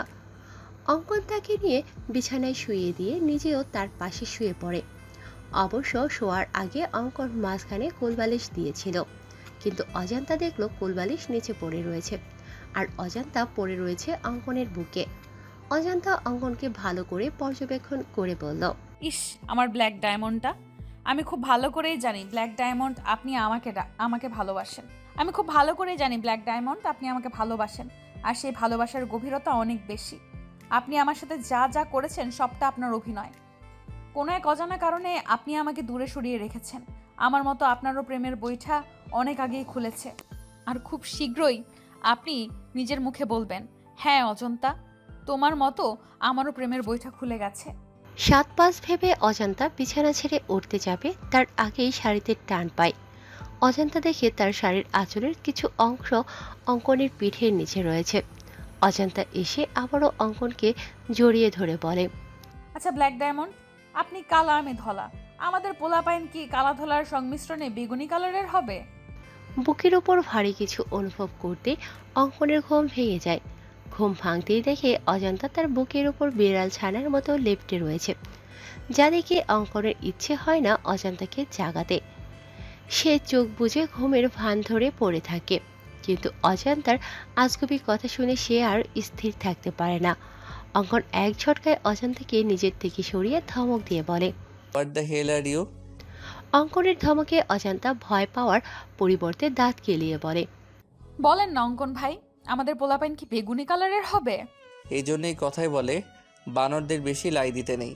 বেশি লাই পেয়ে তারা ঠিক এইভাবে মাথায় উঠে নাচতে শুরু করে। অনেক নেচেছিস, এবার নাম আমার বিছানা থেকে। অজান্তা বিছানা থেকে নেমে ওয়াশরুমের দিকে যেতে গিয়ে ফিরে এসে অঙ্কনের দু গালে 2টা চুমু দিয়ে বলল, আমি কখনো কারোর কাছে ঋণী থাকি না। আপনি রাতে আমাকে একটা চুমু দিয়েছিলেন, তাই এখন আমি সুদ সহ 2টা ফেরত দিলাম। হিসাব একদম বরাবর। বলে অজান্তা ওয়াশরুমে চলে গেল। অজান্তার যাওয়ার পানে তাকিয়ে অঙ্কন বলল, আমিও দেনাদার হয়ে থাকতে পছন্দ করি না। পাওনাদারকে তার পাওনা ঠিক সময় পরিশোধ করে দিতে পছন্দ করি। বলে আবারও ঘুমের রাজ্যে পাড়ি জমালো অঙ্কন। অজান্তা ফজরের নামাজ আদায় করে নিচে এসে দেখল নাতাশা চৌধুরী কিচেনে রান্না করছে। অজান্তা অবাক হয়ে জিজ্ঞেস করলো, এ কি বড় মা, এত সকাল সকাল তুমি কিচেনে কেন? তোমার ক্ষুধা লেগেছে আমাকে বলতে পারতে, আমি নাস্তা তৈরি করে দিতাম। তুমি শুধু শুধু কষ্ট করে এত সকাল সকাল উঠতে গেলে কেন? আমাদের এক জায়গায় যেতে হবে অজান্তা, তার জন্যই সকাল সকালে রান্না বসিয়েছি। তোর দাদিমারও যাওয়ার কথা ছিল, কিন্তু ওনার নাকি হুট করে মাথা ব্যথা শুরু হয়েছে, তাই আমি আর তুই যাব। তুই দাঁড়িয়ে না থেকে আমার কাছে হাত লাগা, আবার বিকেলের মধ্যে ফিরতে হবে তো। ঠিক আছে বড় মা, বলো কি করতে হবে আমাকে? তুই ছোলার ডালটা ধুয়ে প্রেশার কুকারে দিয়ে দে, আমি লুচির জন্য ময়দা মেখে রাখি। বাবু কিছুদিন থেকে লুচি আর ছোলার ডাল খেতে চাইছে, তাই ভাবলাম আজ বাবুর পছন্দের লুচি আর নারকেল দিয়ে ছোলার ডাল করি। ঠিক আছে বড় মা, তাহলে আজকে সকালের নাস্তা একদম জমে ক্ষীর হবে। তোমার হাতে লুচি আর ছোলার ডাল, উফ, এখনই জিভে জল চলে এসে গেছে। হয়েছে হয়েছে, এত আলু দিতে হবে না। অজান্তা আর নাতাশা চৌধুরী রান্না করছে, এমন সময় সেখানে বেলি উপস্থিত হয়। বেলিকে দেখে নাতাশা অজান্তাকে বলল, তুই এখন যা, রেডি হয়ে নে, রান্না প্রায় হয়ে এসেছে, বাকিটা আমি আর বেলি করে নিচ্ছি। ঠিক আছে বড় মা। মম, সকাল সকাল সাজগোজ করে কোথাও যাচ্ছ নাকি? হ্যাঁ বাবু, তোর বিথি আন্টিকে চিনিস না? হ্যাঁ, কি হয়েছে বিথি আন্টির? ও নাকি 2 দিন আগে সিঁড়ি থেকে পড়ে গিয়ে মাথায় পায়ে বাজেভাবে আঘাত পেয়েছে। হসপিটালে ছিল, এখন নাকি একটু সুস্থ, তাই বাড়িতে রেখে ট্রিটমেন্ট করা হচ্ছে। ঠিক আছে, যাও তাহলে, দেখে আসো তোমার বান্ধবীকে। বলছিলাম কি বাবু, তুই কি গাড়ি করে যাবি? না মম, গ্রামে ছোট ছোট রাস্তা, গাড়ি যায় না, বাইকে করে যাব। কেন, কি হয়েছে মম? তোর ড্যাড গাড়ি নিয়ে বেরিয়েছে, এখন আমরা কিভাবে যাব বুঝতে পারছি না। এক কাজ করো মম, বাসে করে চলে যাও। আমিও বাসে করে যাবো ভাবছিলাম, কিন্তু অজান্তা তো বাসে জার্নি করতে পারে না, মেয়েটার মাথা ঘুরে বমি পায়, ওর জন্যই তো, না হলে আমার কোনো সমস্যা ছিল না। অজান্তাও যাবে? বলতেই অঙ্কনের চোখ যায় সিঁড়ি বেয়ে নেমে আসা নববধূর দিকে। ফর্সা গায়ে কালো জামদানি শাড়িটা একদম ফুটে রয়েছে, কোমর পর্যন্ত কোকড়ানো চুলগুলো যেন সমুদ্রের ঢেউ খেলে যাচ্ছে। মুখে নেই কোনো ভারী মেকআপ, মেয়েদের চোখে কাজল দিলে মায়াবী লাগে, কিন্তু এই মেয়ে কখনো কাজল পরে না, চোখে আইলাইনার আর ঠোঁটে সামান্য একটু লিপস্টিক, ব্যাস এতেই যেন তার শ্বাস পরিপূর্ণ হয়ে উঠেছে। অঙ্কনের কাছে মনে হচ্ছে সিঁড়ি দিয়ে ফুটন্ত কোনো গোলাপ নেমে আসে। অঙ্কন অজান্তার দিকে তাকিয়ে হুট করে বলে উঠল, মম, তোমরা বরং আমার বাইকে চলো, আমি তোমাদের ড্রপ করে দিব। অজান্তা এগিয়ে এসে বলল, আমি আপনার সাথে যাব না ব্ল্যাক ডায়মন্ড। অঙ্কন তেড়ে এসে বলল, বেশি পাকনামি করলে একদম গুলি করে মাথার খুলি উড়িয়ে দিব। আমি বাইরে ওয়েট করছি, তাড়াতাড়ি মমকে নিয়ে আয়। অঙ্কন যাওয়ার পানে চেয়ে অজান্তা ব্যঙ্গ করে বলল, একদম গুলি করে খুলি উড়িয়ে দিব। আসিস গুলি করে খুলি উড়িয়ে দিতে, তোর লুঙ্গি পরা ছবি ভাইরাল করে দিব, হা হা হা। বিথি খন্দকার, পেশায় একজন শিক্ষিকা। তার প্রথম স্বামী অ্যাক্সিডেন্ট করে মারা যাওয়ার পর পারিবারিকভাবে রেদওয়ান নামের একজন বিশিষ্ট শিল্পপতির সাথে বিয়ে হয়। রেদওয়ানের প্রথম স্ত্রী একজন মেয়ে রয়েছে, সে একদম দু চোখে বিথিকে সহ্য করতে পারে না। দুদিন আগে বিথি কলেজে যাওয়ার জন্য তাড়াতাড়ি করে সিঁড়ি বেয়ে নামছিল, হঠাৎ করে কোনো পিচ্ছিল জাতীয় কিছুর উপর স্লিপ করে সে পড়ে যায়, যার কারণে মাথায় ও পায়ে আঘাত পায়। বিথির ধারণা কেউ ইচ্ছাকৃতভাবে তাকে আঘাত করার জন্য এই কাজ করেছে। যদিও সে জানে এই কাজ করেছে, তবুও কিছু না বলে মুখ বুজে সবটা সহ্য করে নিয়েছে। বিথি এখন একটু সুস্থ, যার কারণে বাসায় নিয়ে আসা হয়েছে। তুলি নামের এক নার্সকে রাখা হয়েছে তার দেখভালের জন্য। তুলি তাকে মেডিসিন দিচ্ছে। এমন সময় কলিং বেল বেজে ওঠে। কলিং বেলের আওয়াজ শুনে বিথি বলল, নিশ্চয় কাজের মেয়েটা এসেছে। বিথি উঠতে গেলে তুলি বলল, আরে আরে ম্যাম, আপনি উঠছেন কেন? এখনো পরিপূর্ণভাবে সুস্থ হননি আপনি। আপনি শুয়ে থাকুন, আমি গিয়ে দেখছি কে এসেছে। তোমাকে রাখা হয়েছে আমার দেখভালের জন্য, তুমি বাসার কাজ করবে, এটা কেমন দেখায়? দেখুন ম্যাম, মানুষ মানুষের জন্য, আমি যদি এইটুকু আপনার জন্য না করতে পারি তাহলে কেমন মানুষ আমি? ঠিক আছে, তাহলে এই খাবারটাও নিয়ে যাও, আমি আর খেতে পারছি না। তুমি বরং খাবারটা বাহিরে ডাস্টবিনে ফেলে দাও, না হলে রেদওয়ান এসে বকাঝকা করবে। কেন খাবার না খেয়ে রেখে দিয়েছি এজন্য। ঠিক আছে ম্যাম। তুলি এক হাতে খাবার প্লেট নিয়ে অন্য হাতে দরজা খুলে নাতাশা চৌধুরীকে দেখা মাত্রই চমকে ওঠে, যার ফলে তার হাতে রাখা খাবারের প্লেট নিচে পড়ে যায়। তুলি এক হাতে খাবারের প্লেট নিয়ে অন্য হাতে দরজা খুলে নাতাশা চৌধুরীকে দেখা মাত্রই চমকে ওঠে, যার ফলে তার হাতে রাখা খাবারের প্লেট নিচে পড়ে যায়। নাতাশা চৌধুরী অবাক হয়ে জিজ্ঞেস করল, এ কি মেয়ে, কি হলো তোমার? আমাকে দেখে এভাবে চমকে উঠলে কেন? চিনো আমাকে? তুলি তৎক্ষণাৎ নাতাশা চৌধুরীর পা জড়িয়ে ধরে বলল, আমাকে আপনি ক্ষমা করে দিন ম্যাম, আমি আপনার সাথে অনেক বড় অন্যায় করেছি, কিন্তু কথায় আছে না, পাপ কখনো বাপকেও ছাড়ে না। আমার ক্ষেত্রেও সেই রকমই হয়েছে। কখন যে আমার করা ক্ষুদ্র ক্ষুদ্র অন্যায়গুলো ধীরে ধীরে পাহাড় সমতুল্য হয়ে গিয়েছিল আমি টেরও পাইনি। আমার করা পাপের ফল আমার সন্তানেরা ভোগ করছে। এক মায়ের মুখে হাসি ফুটাতে গিয়ে অন্য মায়ের মুখে হাসি কেড়ে নেওয়ার জন্য সৃষ্টিকর্তা আমার নিজের মুখের হাসি কেড়ে নিয়েছে। জানি আমার অপরাধের কোনো ক্ষমা হবে না, তবুও ম্যাম পারলে আমাকে ক্ষমা করে দিবেন। এতগুলো বছর আমি শান্তিতে ঘুমাতে পারিনি, আমার করা অন্যায় আমাকে ঘুমাতে দেয়নি, প্রতিনিয়ত আমাকে কুড়ে কুড়ে খাচ্ছিল। অবশেষে আজ আপনার দেখা পেলাম, প্লিজ আমাকে ক্ষমা করবেন ম্যাম। নাতাশা চৌধুরী পা ছাড়িয়ে বললেন, আরে আরে, কি করছো কি তুমি? কি আপল তাপল বকছো? তাছাড়া আমি তোমাকে চিনিও না। তোমার হয়তো কোথাও ভুল হচ্ছে। আমার জানা মতে তুমি আমার কোনো ক্ষতি করনি, তুমি হয়তো অন্য কারোর সাথে আমাকে গুলিয়ে ফেলছো। আমি সেই পাপী যে কিনা একজন মায়ের থেকে তার সন্তান কেড়ে নিয়েছিলাম। হ্যাঁ, আমি আপনার মেয়েকে আপনার থেকে কেড়ে নিয়েছিলাম। তার মানে আমি ঠিক ছিলাম, আমি সেদিন মৃত সন্তানের জন্ম দেইনি। হ্যাঁ ম্যাম, 5 বছর ধরে আমার কাজিন নিঃসন্তান ছিল। শুধুমাত্র একটা সন্তানের জন্য প্রতিনিয়ত শ্বশুরবাড়ির সবার কাছে নির্যাতনের শিকার হতো। এমনকি ওর স্বামী ওকে ডিভোর্স দিতে চেয়েছিল।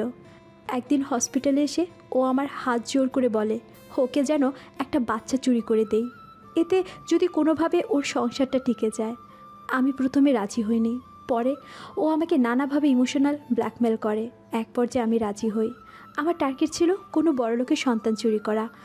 আমার কাজিনকে কথা দেওয়ার 2 দিন পরে আপনি হসপিটালে এডমিট হন।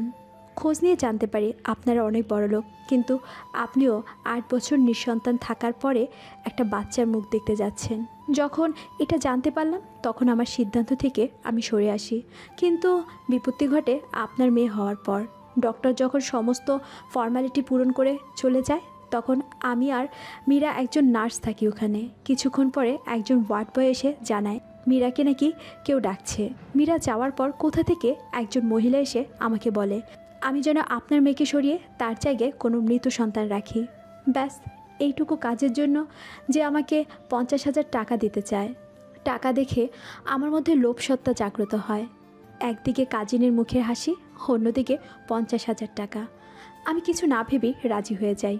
অবশ্য আমি তাকে জিজ্ঞাসা করেছিলাম মেয়েটাকে সরিয়ে তার কী লাভ হবে। সে বলেছিল আদর ব্যাপারী হয়ে আমি যেন জাহাজের খবর না রাখি। এটাও বলেছিল আমি যদি কারো কাছে এই বাচ্চা চুরির ব্যাপারে কিছু বলি তাহলে আমাকে প্রাণে মেরে দেবে। নাতাশা চৌধুরী চোখের পানি মুছে বলল, তারপর কি হলো? কোথায় আমার মেয়েটা? এখনো বেঁচে আছে কি? আমি আমার কাজিনকে বাচ্চাটা দিয়ে আসি। বাচ্চা পেয়ে অনেক খুশি হয়েছিল মেয়েটা। ভেবেছিলাম হয়তো তার সংসারটা টিকে যাবে, কিন্তু ওর শ্বশুর বাড়ির কেউ বাচ্চাটাকে মেনে নিতে পারেনি। আমার কাজিন বাচ্চাকে নিয়ে শ্বশুর বাড়ি থেকে বেরিয়ে আসে। 3-4 মাস অন্যত্র থাকার পর কিভাবে জানি ওর স্বামী ওদের খোঁজ পেয়ে যায় আর বাচ্চাটাকে মেরে ফেলতে চায়। পরে আমার কাজিন বাচ্চাটার জীবন বাঁচাতে কোনো এক বড়লোকের বাড়ির মধ্যে রেখে আসছিল। মুহূর্তের মধ্যেই নাতাশা চৌধুরীর মুখে এক চেলতে হাসি ফুটে উঠল। তিনি মনে মনে বললেন, অজান্তাকে যখন পায় তখন ওর বয়স আনুমানিক 3 থেকে 4 মাস ছিল। আর আশ্চর্যজনক বিষয় হলো মেয়েটা অনেক কান্না করছিল, আর আমি যখন কোলে তুলে নিয়েছিলাম একদম চুপ হয়ে গেছিল। মনে হচ্ছিল যেন তার মায়ের কোল খুঁজে পেয়েছে।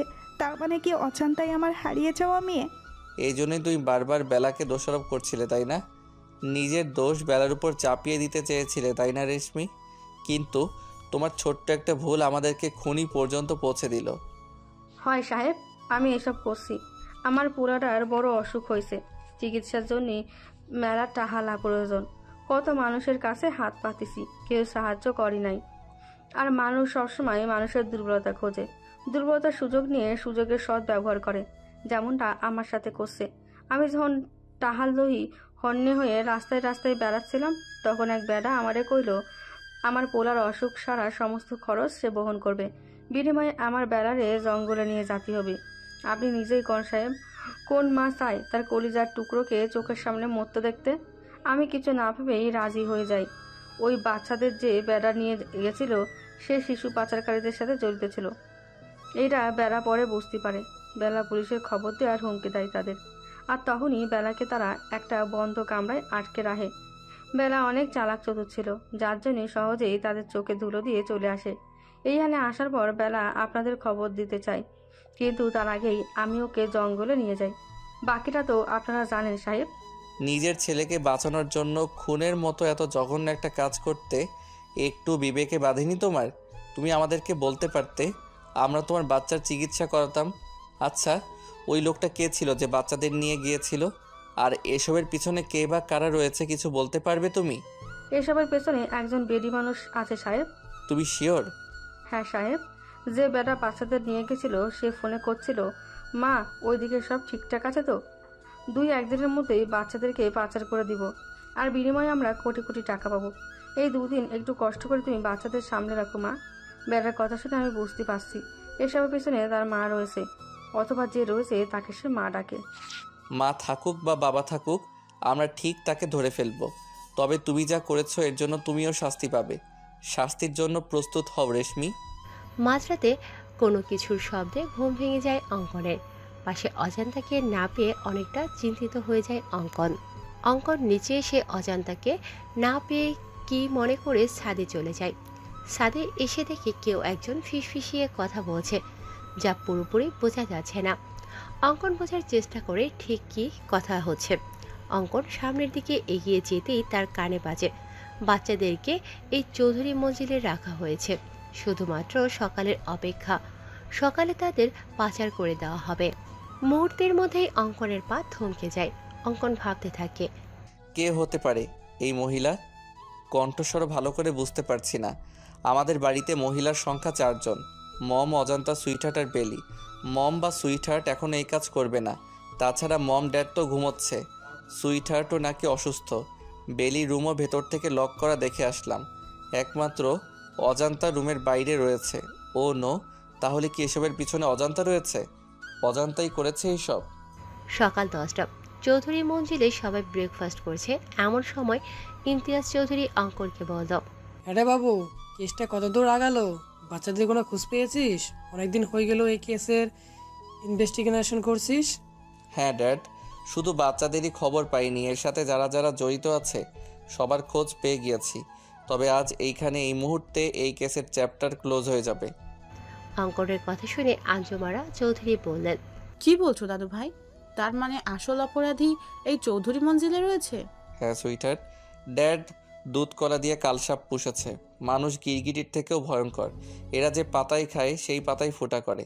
মানুষকে বিশ্বাস করার থেকে কুকুরকে বিশ্বাস করা ভালো, কারণ মানুষ বিশ্বাসঘাতকতা করলেও কুকুর কখনো বিশ্বাসঘাতকতা করবে না। অঙ্কনের কথার আগামাথা বুঝতে না পেরে নাতাশা চৌধুরী বলেন, তুই ঠিক কি বলতে চাইছিস বাবু? একটু ক্লিয়ার করে বল তো। মানছি তুই একজন সিআইডি অফিসার, তাই বলে তুই বাড়ির লোকদের সন্দেহ করছিস?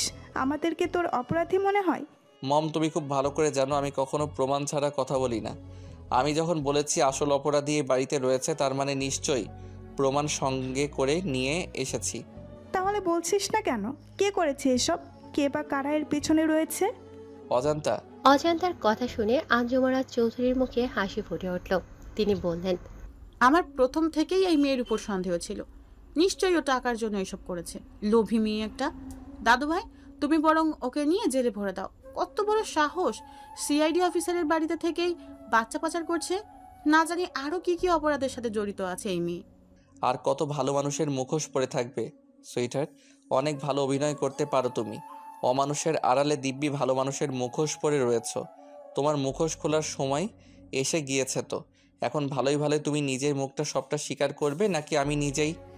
অঙ্কনের বাকি কথা শেষ হওয়ার আগেই আঞ্জুমারা চৌধুরী তোতলাতে তোতলাতে বলল, এসব তুমি কি বলছো দাদু ভাই? আমি এসব করেছি মানে? এই ইমতিয়াজ, কি বলছে এই ছেলে? মাকে অপমান করছে আর তুমি চেয়ে চেয়ে দেখছো? কেমন ছেলে তুমি? হ্যাঁ তুমি করছো সুইটহার্ট। কিভাবে পারলে এমনটা করতে? কিসে কম ছিল তোমার? আমি প্রথমে ভেবেছিলাম এই সব কিছু অজান্তা করেছে, কিন্তু যখন ছাদ থেকে নেমে আসি তখন দেখি অজান্তা কিচেনে রয়েছে। তখনই আমার মনে সন্দেহ জাগে। আমি তোমার রুমে গিয়ে দেখি তুমি নেই। বিছানায় বালিশের গায়ে কাঁথা দেওয়া রয়েছে, যাতে কেউ দেখলে মনে করে তুমি এখানে শুয়ে রয়েছ। আর তুমি যেহেতু আগে থেকে অসুস্থ হওয়ার নাটক করেছো, তাই সবাই ভাববে হয়তো তুমি অসুস্থতার জন্য ভুলে গিয়েছো দরজা লক করতে। তুমি নিজেকে অনেক চালাক মনে করো, তাই না সুইটহার্ট, ওরফে শিশু পাচারকারী দলের লিডার? অঙ্কনের কথা শুনে ইমতিয়াজ চৌধুরী তেড়ে এসে অঙ্কনকে থাপ্পড় দিয়ে বলল, হাউ ডেয়ার ইউ! একটা বাইরের ছেলে হয়ে তোর সাহস হলো কি করে আমার মাকে অপমান করার? বাইরের ছেলে কথাটা শুনে অঙ্কনের পা থমকে যায়। পুরুষ মানুষের নাকি কান্না করতে নেই, কিন্তু অঙ্কন হাজার চেষ্টা করেও চোখের পানি আটকাতে পারেনি। অঙ্কন নিজেকে সামনে নিয়ে বলল, হ্যাঁ স্যার, আপনি ঠিকই বলেছেন। আমি একটা বাইরের ছেলে, যা আমি আগে থেকেই জানি। তবে আপনি এটাও ভুলে যাবেন না আমি একজন সিআইডি অফিসার, আর একজন সিআইডি অফিসারের কাজ সম্পর্কে আপনার নিশ্চয়ই ধারণা আছে। আমি যে মিথ্যা বলছি না তার প্রমাণ এখনই পেয়ে যাবেন মিস্টার ইমতিয়াজ চৌধুরী। অঙ্কন একটু দূরে গিয়ে ঈশানকে কল করে বলল, ঈশান, বাচ্চাদের নিয়ে এসো। জি স্যার। 5 মিনিট পরে ঈশান বাচ্চাদের নিয়ে এলো। বাচ্চাদের দেখে সবাই যতটা না অবাক হয়েছে, তার থেকে বেশি অবাক হয়েছে বাচ্চাদের এই চৌধুরী মঞ্জিল থেকে বের হতে দেখে। ইমতিয়াজ চৌধুরী এসে আঞ্জুমারা চৌধুরীকে বললেন, তার মানে সব সত্যি? তুমি এসব করেছো মা? আমার ভাবতেও ঘৃণা হচ্ছে। তুমি আমার মা, আমি একজন অপরাধী সন্তান। সবটা যখন জেনে গিয়েছো তাহলে এটাও জেনে রাখো, আমি তোর মা না। মানে কি বলছো তুমি? তোমার বাবা ঈশাকের ড্রাইভার ছিল আমার স্বামী আতিকুর। একটা অ্যাক্সিডেন্টের সময় তোমার বাবাকে বাঁচাতে গিয়ে আমার স্বামী ঘটনাস্থলে মারা যায়। আতিকুরের মৃত্যুতে আমি আর আমার 10 বছরের ছেলে আব্দুল্লাহ দিশেহারা হয়ে পড়ি। ঈশাক ছিল অনেক দয়ালু।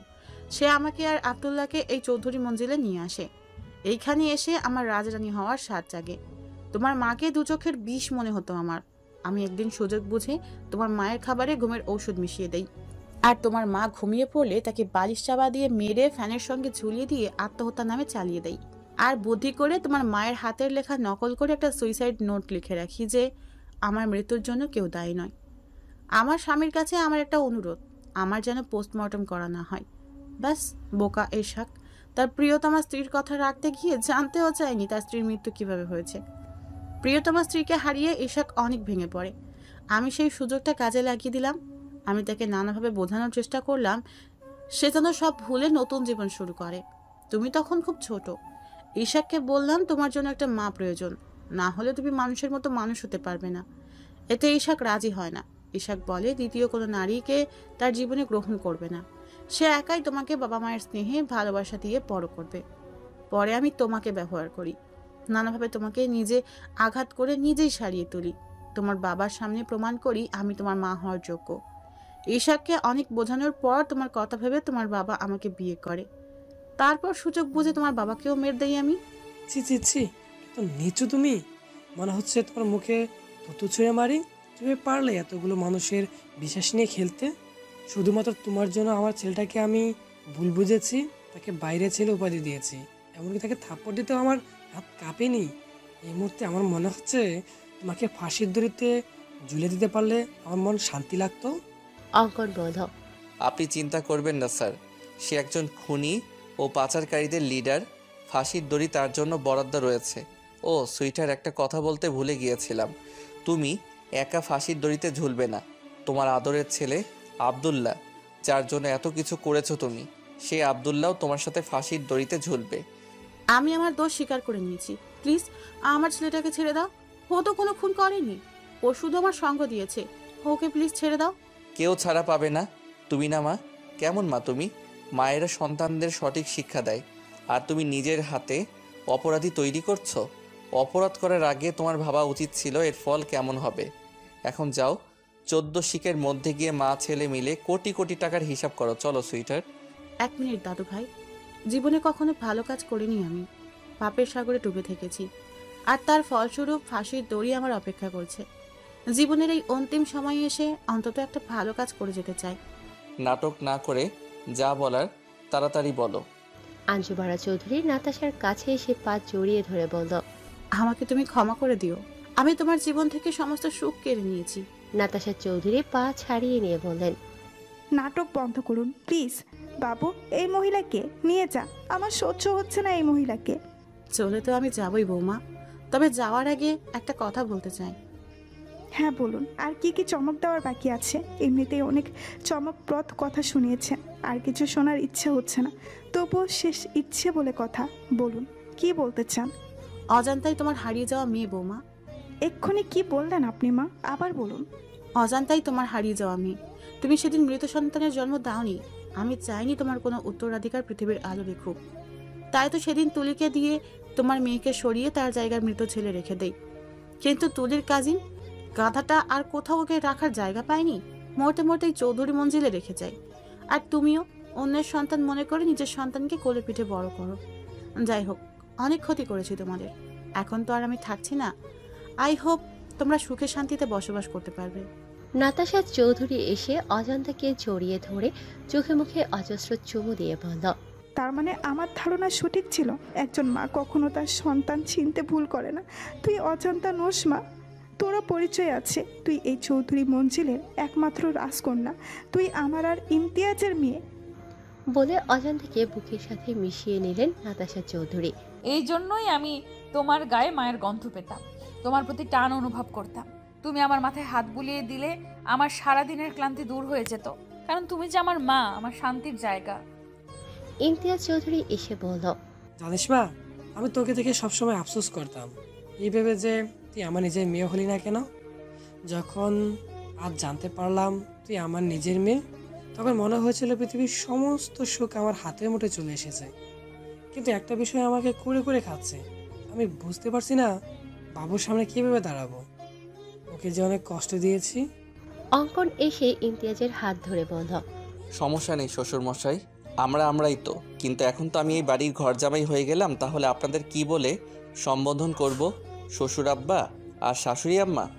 নাতাশা চৌধুরী এসে অঙ্কনের কান মলে দিয়ে বলল, এক মুহূর্তের মধ্যে পর করে দিলি আমাদের। জাস্ট কিডিং মম। দেখ বাবু, যা হওয়ার হয়েছে। আমি চাই তোরা নতুন করে তোদের জীবন শুরু কর। এবার দেখিস আমরা সবাই খুব সুখে শান্তিতে থাকবো। ফুলে সজ্জিত বিছানায় এক হাত ঘোমটা টেনে বসে রয়েছে অজান্তা। এই তো কয়েক মাস আগে এরকমই ফুল সজ্জিত বিছানা থেকে তাকে টেনে নামিয়ে দেওয়া হয়েছিল। হাজারো অপমান করা হয়েছিল, কিন্তু সেই অপমানের পিছনে লুকিয়েছিল হাজারো রহস্য, অপ্রকাশিত ভালোবাসা। অজান্তার পুরনো কথা মনে করে চোখ থেকে পানি গড়িয়ে পড়ল।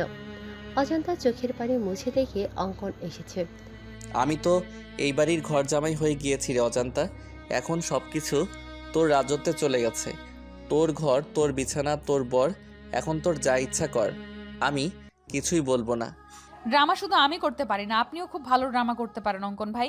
ভেতরে ভেতরে জ্বলে পুড়ে ছারখার হয়ে যাচ্ছেন, অথচ সবার সামনে কত হাসি মুখে রয়েছেন। খুব কষ্ট পেয়েছেন আপনি সত্যিটা জানার পর, তাই না অঙ্কন ভাই? আমি স্পষ্ট লক্ষ্য করেছিলাম যখন বাবা আপনাকে বাইরের ছেলে বলেছিল আপনার চোখের পানি মুছতে। এতে কষ্ট পাওয়ার কি আছে অজান্তা? আমি আগে থেকে জানতাম আমি এই পরিবারের কেউ না। কিন্তু কিভাবে? আমার ডিএনএ টেস্ট করিয়েছিলাম, কিন্তু মম বা ড্যাড কারো সাথে ম্যাচ করেনি। সেদিন থেকেই আমি শিওর ছিলাম আমি তাদের সন্তান না। কিন্তু আমি জানতাম না আমার আসল পরিচয় কি, আমার আসল বাবা মা কে। প্রথম যেদিন আমি কুসুমপুর এতিমখানায় যাই, সেদিন আমার আসল পরিচয় জানতে পারি। রহমত দাদু অনেক দিন ধরে এতিমখানায় রয়েছে। তিনি আমাকে দেখে আমার পরিচয় জানতে চান। আমি সব কিছু বলার পর তিনি বললেন, তুমি তাহলে সেই অঙ্কন? কত বড় হয়ে গেছো। এতটুকু একটা বাচ্চা ছেলে দেখেছিলাম, আর আজ সে একজন নামকরা সিআইডি অফিসার। ব্যাস, দাদুর কথা শুনে আমার সন্দেহ বেড়ে যায়। আমি আমার নিজের ইনভেস্টিগেশনের কাজে লেগে পড়ি। খোঁজ নিয়ে জানতে পারি আমার মা জমিদার বংশের মেয়ে ছিল। তাদের বংশে প্রেম করা বা প্রেম করে বিয়ে করা নিষিদ্ধ ছিল। কিন্তু একবার কারো যদি প্রেমের বইটা খুলে যায়, তাহলে প্রেম সাগরে ডুবে মরা ছাড়া আর কোনো উপায় থাকে না। ঠিক তেমনই হয়েছিল আমার মায়ের সাথে। নানু ভাইয়ের মায়ের বিয়ে ঠিক করে এলাকার চেয়ারম্যানের ছেলের সাথে। মা বিয়ের আসর থেকে পালিয়ে বাবাকে বিয়ে করে। এতে নানু ভাই আম্মুকে ত্যায্য করে দেয়। বিয়ের পর ভুলেও একটা বারের জন্য হলেও কোনো খোঁজ করেনি মায়ের। আমার বাবা একজন সেনা সদস্য ছিলেন। আমার জন্মের কয়েক বছর পরে একটা অ্যাক্সিডেন্টে আমার বাবা মা মারা যায়, কিন্তু সেটা আদৌ অ্যাক্সিডেন্ট না খুন ছিল জানা যায়নি। এমনকি আমার চাচারা আমার বাবা মায়ের মৃত্যুর খবর কেউ আমার নানু বাড়িতে জানায়নি। বাবা মায়ের মৃত্যুর পর চাচারা আমাদের সব সম্পত্তি হাতিয়ে নিয়ে আমাকে এতিমখানায় রেখে আসে। তারপর মম ড্যাড আমাকে এই চৌধুরী মঞ্জিলে নিয়ে আসে। অবশ্য তারা আমাকে দত্তক নিতে চেয়েছিল, কিন্তু সুইটহার্ট নিতে দেয়নি। সুইটহার্ট চাইনি চৌধুরী মঞ্জিলে কোনো উত্তরাধিকার আসুক। সে চেয়েছিল সমস্ত সম্পত্তির মালিক হবে তার ছেলে আবদুল্লাহ। এই জন্যই সুইটহার্ট তোকে ও নার্সকে টাকা দিয়ে সরিয়ে দেয়। ব্যাস, না থাকলো বাস আর না বাজলো বাসি। মোটামুটি সব প্রশ্নের উত্তর পেয়ে গিয়েছি, শুধুমাত্র একটা প্রশ্নের উত্তর ছাড়া। কি প্রশ্ন শুনি? এবাড়ির ঘরজামাই সদা প্রস্তুত আছে তার বউয়ের প্রশ্নের উত্তর দিতে। এখন ঝটপট প্রশ্ন করো দেখি। আমাকে ভালোবাসেন? হ্যাঁ, আমার জীবনের থেকেও বেশি। তাই তো দূরে দূরে রেখেছিলাম তোকে। যেদিন আমি বিডিতে ফিরে প্রথম তোকে দেখি, সেদিনই আমার প্রেমের বইটা খুলে যায়। আস্তে আস্তে প্রেম সাগরে ডুবে যেতে থাকি আমি, কিন্তু আমার এই অনিশ্চিত জীবনের সাথে তোকে জড়াতে চাইনি। ভালোই যখন বাসেন, তাহলে চুক্তির বিয়ে কেন করলেন? সুইটহার্টের কথায়, তবে সেই কন্ট্রাক্ট পেপার ছিল নকল, আর আসল পেপার আমার কাছে রয়েছে, যাতে আমি বা তুই আমরা দুজনের একজনও সাইন করিনি। তাই আমাদের কন্ট্রাক্ট ম্যারেজও হয়নি। দেখ অজান্তা, অনেক হয়েছে পুরনো কথা। আমি আর পুরনো কথা মনে করতে চাই না। প্রথমবার বাসরাত হেলায় অবহেলায় কাটিয়েছি, তাই আমি চাচ্ছি না এইবারও এমনটা হোক। আমি চাই আমাদের এই রাতটা চিরস্মরণীয় হয়ে থাকুক। আজ থেকে নতুন জীবনের সূচনা হলো আমাদের একসাথে পথ চলা শুরু হলো। বিশ্বাস কর, অনেক ভালোবাসবো তোকে, আদরে আদরে ভরিয়ে দিব। আমি বেঁচে থাকতে তোর চোখে কখনো পানি আসতে দিব না। অজান্তা এসে অঙ্কনকে জড়িয়ে ধরে বলল। I love you more than my life. অঙ্কনও অজান্তাকে জড়িয়ে ধরে কপালে চুমু দিয়ে বলল। আমার প্রেমের তরি বয়ে চলে, তোমার প্রেমের বইটা ধরে জারে নাইয়া যেদিক খুশি বীরদের পাল তোলে। বড্ড প্রেম পাগল হয়েছে আমি, বুঝিনি গো কখনো আমার প্রেমের বইটা গেছে খুলে।